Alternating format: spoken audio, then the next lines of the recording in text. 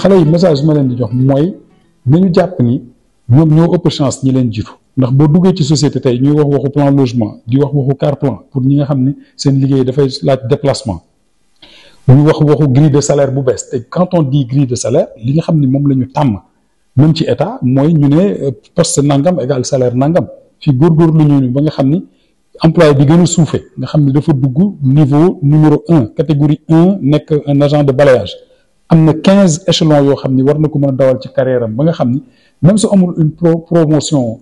verticale horizontalement mën na évoluer en fonction de sa performance et aussi des budgets yi nga xam ni moom la ñu yaakaar bu weesoo loolu gis nga ni ci ay weer ci ginnaaw xale yi nga xam ne dañ fi duggoon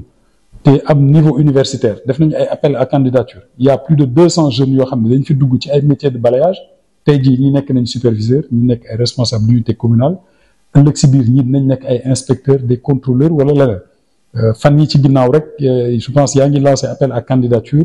pour ay chargés de communication interne ñoo xam ne ils seront dans les départements pour être les relais de la direction des ressources humaines au niveau des coordinations loolu ouverture la pour ñi nga xam ni ñi ngi ci métier boobu les contrôleurs généraux d'exploitation wax nañ ni dañ koy aussi wisaare ba mu laal fépp foo xam ni SONAGED mu ngi fi mais loolu yëpp aussi ay opportunité la pour jeunes yi nga xam ne dugg nañ fi am benn niveau mais je veux aussi leur lancer un appel ils doivent être patients parce que mbir moom mënta sotti ci benn fan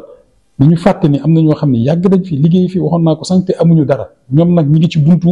àdduna ci li concernant la gestion des déchets parce que boo duggee tey mën nga prétendre à une assurance maladie mën nga prétendre à une promotion interne il y a le centre de formation qui va permettre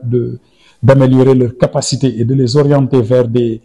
fonctions beaucoup plus importantes donc yoon boobu la ñu war a topp maintenant population bi macha allah takku na parce que quand on parle de 13 000 agents ci biir aussi il y a du tout am na ñoo xam ni jànguñu am na ñu am certificat d'études am na ñu am bac am na ñu am master donc population bu ci nekk dinañ jéem a tracer benn chemin de carrière adapté te defe naa ni loolu yow mu ngi ci sa feuille de route ci sa job description de fonction pour que agent bu nekk daal foo mën a toll ci sa carrière nga xam ni mën naa prétendre à ça mais pour prétendre à ça aussi il y a pas de chance il faut travailler il faut être compétent mais mbir bi du mbiru chance wala mbokku Massiam wala mbokku Ousmane Ndiaye wala keneen mbir yi aussi il faut ñu teg ko ci yoon ku nekk góorgóorlu ñu mettre en place les systèmes de captation de la performance des agents pour que ëllëg bu ñuy tànn nit duñ ne dañ ko tànn ndax mbokku diw la wala lii moo tax wala xaritu diw